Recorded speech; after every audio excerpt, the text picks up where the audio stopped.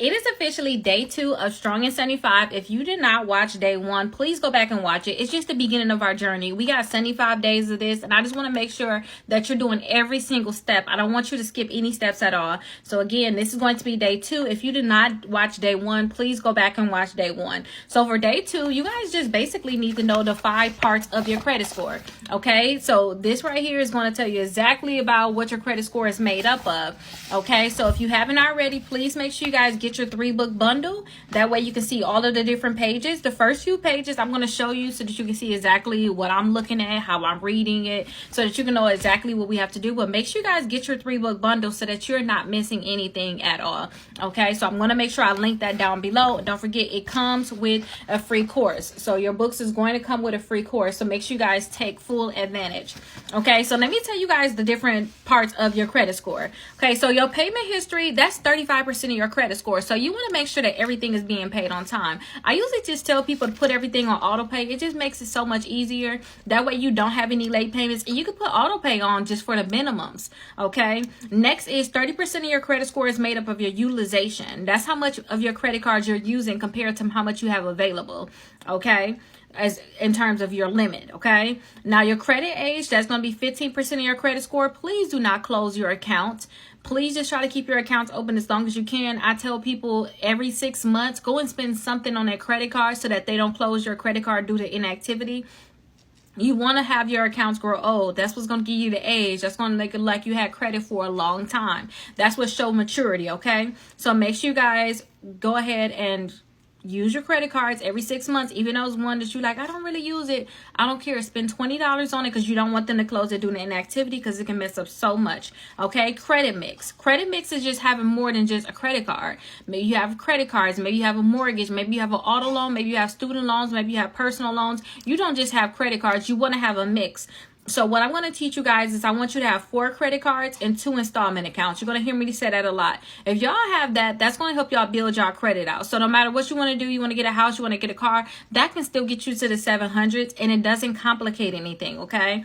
And then last but not least, inquiries and new accounts is 10% of your credit score. So I'm going to tell you all, I want you guys to have 5 inquiries or less. Okay, so that's going to be our goal, 5 inquiries or less. Okay, so make sure that you guys are paying your bills on time. Okay, put your stuff on auto pay, because that's 35% of your credit score. Those late payments, when you guys have late payments reported in your credit reports, it reports every single month.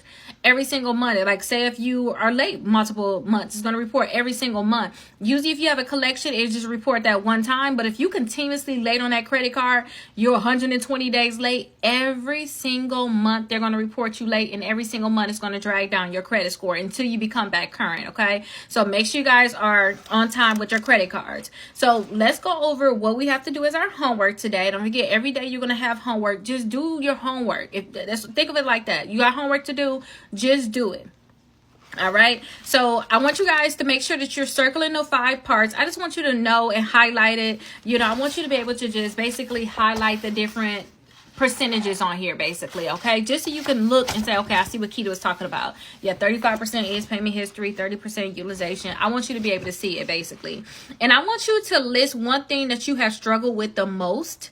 So I want you to say, oh my gosh, I've been using my credit cards too much. My utilization been out of control. That's what I've been struggling with the most. Or, you know what?